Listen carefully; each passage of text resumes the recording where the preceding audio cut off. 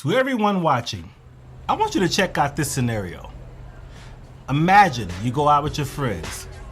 You go shoot pool, you go bowling, go to the club, or you go see a live band.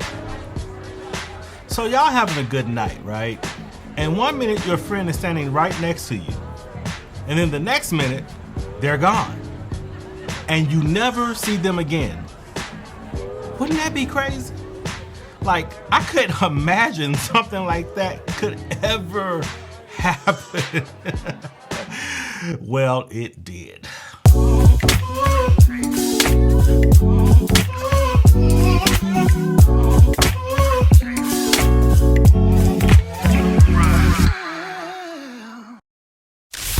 Hey, what's up, everybody? Today we're going to be taking a look at the strange disappearance of Brian Shaffer. If there was a Hall of Fame for weird cases, this case would be no doubt a first ballot entry. Now, there are hundreds, if not thousands, of true crime channels on YouTube. And what I'm not going to do is inundate you with a bunch of useless filler and regurgitated information on cases that have been covered over and over again, unless I deem it necessary and pertinent information to the case. So let's go ahead and run through a high-level overview of this case. Brian Shaffer was a 27-year-old student at The Ohio State University College of Medicine. His dad's name was Randy, mom's name was Renee, and his younger brother is named Derek. He met his girlfriend, Alexis Wagoner, while attending the OSU College of Medicine back in 2004. It was speculated that an engagement was imminent. But in early March of 2006, tragedy struck when his mother, Renee Shaffer, died of cancer. Brian seemed to have been strong, but his friends said that her death was really hard for him. But I think that would be hard on just about anyone. Let's take a look at the timeline the night Brian vanished. On Friday, March 31st, 2006, classes ended for spring break the following week. Brian and his dad, Randy, both went out to dinner earlier that evening. Let's say around 7 p.m. His dad stated that Brian seemed kind of exhausted from study sessions he had had that week, and he really didn't want Brian to go out with his friend, Clint Florence. But he didn't let him know how he felt. At 9 p.m., Brian and Clint met up at a bar called the Ugly Tuna Saloona. Then they went bar hopping up and down High Street. Around 10 p.m., Brian called to check in with his girlfriend because she was headed to Toledo, Ohio to visit her family that weekend. Brian and Alexis were due to fly to Miami that following Monday morning. While Brian and his friends were out, they met up with Clint's other friend, Meredith Reed. She offered to drive them back to the Ugly Tuna Saloona for a last round of drinks. Security camera footage showed Brian, Clint, and Meredith going up an escalator to the bar's main entrance at 1:15 a.m. While they were there, Brian separated from Clint and Meredith. Brian was then seen outside of the bar around 1:55 a.m., talking briefly with two young women, then moving off camera in the direction of the bar, apparently to re-enter. The bar was closing at 2 a.m., so Clint and Meredith tried to call him and locate him. They called him repeatedly. He didn't answer his phone, so they waited outside of the bar for him. When he didn't exit with everybody else, they went in and searched around, but he wasn't there. So they assumed that he had just gone home without letting them know. His girlfriend and his dad both tried to call him that weekend, but had no luck. Then, on Monday morning, April 3rd, he missed the flight to Miami. They then reported him missing to the Columbus police. This is a big giant. What the? This dude was just standing in front of you. Then what? He just evaporated? The police reviewed all of the security camera footage, including the one which showed Brian outside of the bar around 1:55 a.m. Then apparently he walked into the fourth dimension, the further, or the sunken place, because the camera did not record him leaving when it closed, and that was the last time this guy was seen. They also checked CCTV footage from other establishments in that area, but Brian was not on any of those either. This was a huge, widespread search conducted by the police. Many volunteers assisted as well. They also posted a flyer with his picture showing a tattoo on his upper right arm of a stick figure logo from the single of Alive by Pearl Jam, which was one of his favorite bands. Back at his apartment, his car was still parked outside. Inside the car and apartment, nothing appeared out of place. So of course, the police was treating this as a possible homicide or an accident. But after searching for miles around, they began to consider other possibilities. Since his mother had recently died, it was speculated that maybe he had gone away temporarily to grieve. But days turned into weeks, weeks turned into months, and months turned into years. And now we're in 2022, 16 years later, and Brian still hasn't been located. And people can't think of any obvious reasons he would have left on his own. His dad and Meredith Reed both took and passed lie detector tests. But his friend Clint Florence refused to take one, since, as he stated, he had already given all the information he had to the police. The police received many tips, but of course none panned out. At a Pearl Jam concert later on that year in Cincinnati, lead singer Eddie Vedder took time in between songs to ask for tips in Brian Shaffer's Disappearance. Which list seemed to vanish in thin air, and he had a girlfriend, Alexis, who loved him, and they were planning on getting married, and he was going to med school, and he had a great dad named Randy. Came to one of our shows a number of years ago, maybe 7 years ago, and the website, I think, has tried to keep the issue to the forefront and keep reminding people to be on the lookout. He had a 6'2", handsome guy. He had a Pearl Jam tattoo on his right arm.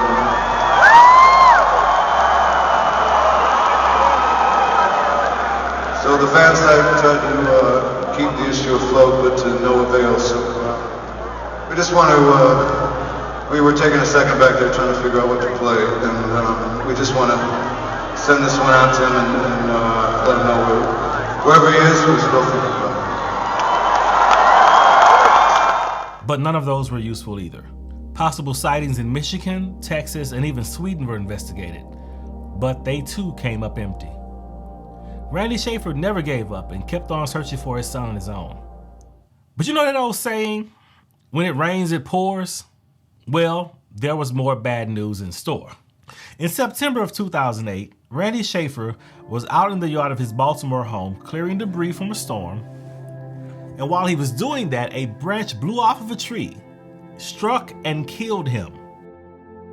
Neighbors found the body the next morning and called the police. Wow. Well, Brian still hasn't been found, and he vanished way back in 2006. In March of 2021, the OBCI released an age-progressed photo of what he might look like at age 42, over 15 years after he disappeared. Well, what happened to Brian Shaffer? There are a few theories. One theory is, could it have been suicide? Some say he could have committed suicide because he was depressed from his mother's death. His dad said Brian had the tendency to have extreme highs and extreme lows. I don't believe it was a suicide. Who calls their girlfriend to confirm a paid-for trip to Miami he was excited about, and then off themselves 4 hours later? But not only kill themselves, but they do it in a way in which their body is never found. Makes no sense. Could it have been an accident? There's been talk that Brian left through a service door that opened onto a construction site at that time. If he did, and was drunk, he could have fallen into the site, which caused his death. And due to the money that had been invested in these construction projects, they covered it up to avoid bad press, or even a wrongful death lawsuit. If this is in fact the case, why would he have left through a service door? This means he would have ditched his best friend and then ghosted him. But why would he do that? This is where that theory falls apart, at least for me. Unless there's more Clint knows and has kept under wraps. And his refusal to take a lie detector test made some people look at him sideways, although those tests can be misleading. But for the sake of argument, let's say he died at a construction site. So, do you really think Joe Hardhat and the boys would walk up on a dead body, tell their boss about the dead body, and then the boss orchestrates a cover-up and not call 911? I mean, stranger things have happened, but this is a reach to me. You know how many guys have to keep quiet for this to work, especially after all this time? Well, did he just walk away? It's been speculated that Brian could have just upped and walked away and is living on a beach somewhere pursuing his music career, because music was his real passion and he just wanted to live the chill life. I don't think he just walked away on his own, though. This guy had a nice future. Who studies for exams and plans for a trip to Miami if he was going to walk away from everyone and everything? There also hasn't been any activity on his bank account or credit cards. To me, that theory stems from friends and family holding on to any modicum of hope that he's alive, rather than coming to the reality that he was more than likely no longer with us. Now on to this next one. I'm going to need you to tie your wig on tight and keep an open mind, because this theory might be a bit far-fetched to most, but I haven't heard anyone bring this up. Is it possible he could have been part of some secret order? I noticed that Brian is making the Manu Cornuto hand sign, i.e. the horn hand sign, in a lot of these pictures. Most people recognize it as the Rock On hand sign, made famous by a lot of rock bands in the 70s, 80s, or whatever. But the occult and secret orders speak through symbols, numerology, gematria, etc. So there's a meaning for the masses, which is all of us, and then there's a meaning for those in the know, quote unquote. That's how they communicate. It just seems weird for him to be making this sign in these particular photos in this environment, okay? He's not at a rock or heavy metal concert. It seems to be some sort of a medical school event. And he's taking photos with his family. Is it possible that he was part of some secret order and was kidnapped and ritually sacrificed in some creepy castle somewhere? Could Clint have been part of the same secret order? Is that why Randy, his father, really didn't want Brian to go out with Clint that night? I mean, who knows? I know it sounds crazy, but that kind of stuff happens all the time, y'all. And there are thousands of men, women, and children kidnapped and sold into human trafficking and ritually sacrificed, and they're never seen again. Do you realize how many people are never, ever found? Check out this clip from a girl who was in a satanic coven. Friends of family and strangers and my family used to rape me. Make me abort the babies I had.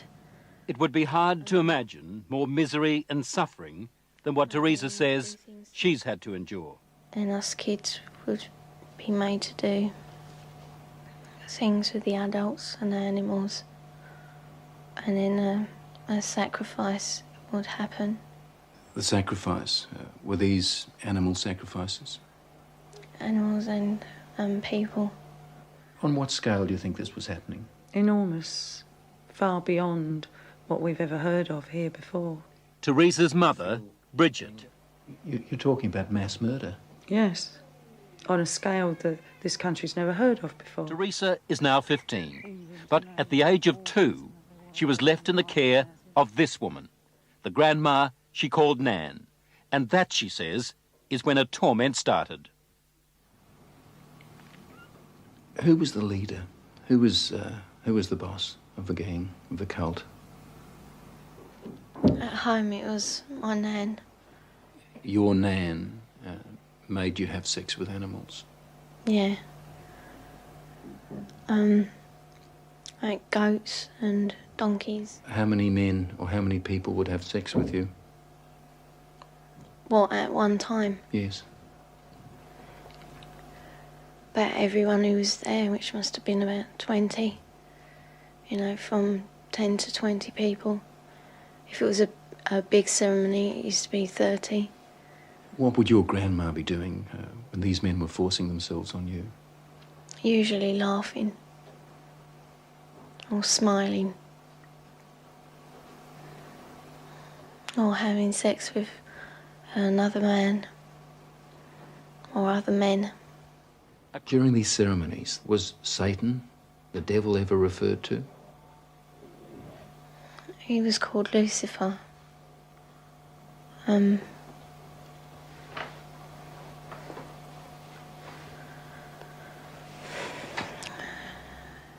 What did they say about the devil, about Lucifer?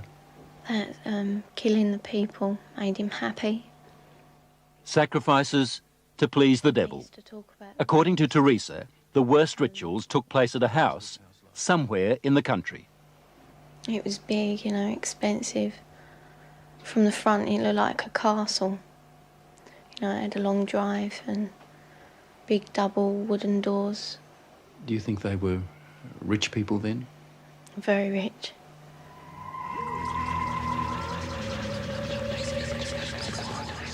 Now, where was this big house somewhere in the country? Teresa says she can't take the police there because the Satanists made sure she'd never know how to find it.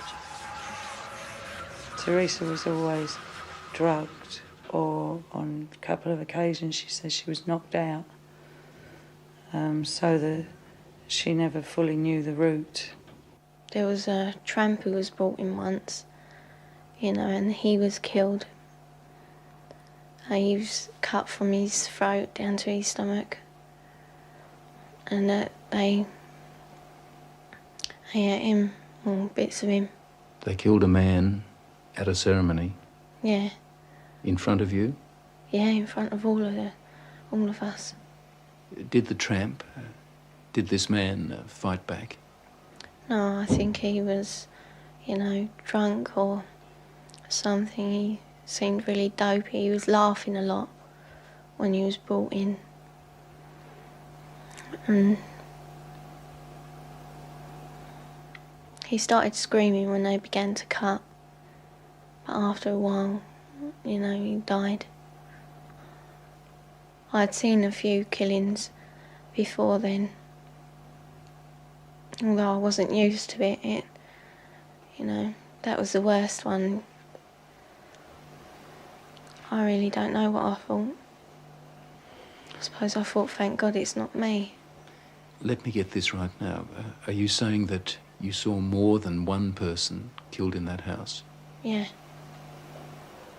I've seen loads of babies killed there, just newborn babies, or aborted ones which were only small.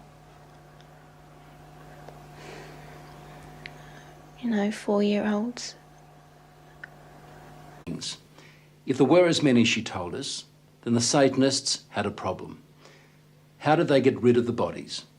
They had a tub, you know, pretty big, I don't know. A very big tub, and they used to put the bodies and bones in there. And it used to go like, you know, fizzy and that. And then there was nothing left. Or there didn't seem to be, but when they cleared it out, there used to be a sludge at the bottom. In a case like this, every scenario should be considered, especially when you factor in his size and weight. I mean, he wasn't a weakling. And how swift and quiet it had to be, because there were people around for the most part, and no one allegedly saw anything. Me personally, I think Clint knows more than what he says. And it's probably not the ritual sacrifice theory that I brought up, but I think he probably has some sort of an idea of what happened. But he just can't say anything, or he's not 100% sure and don't want to incriminate innocent people. Dude, this case is just plain spooky. I feel like Inspector Todd.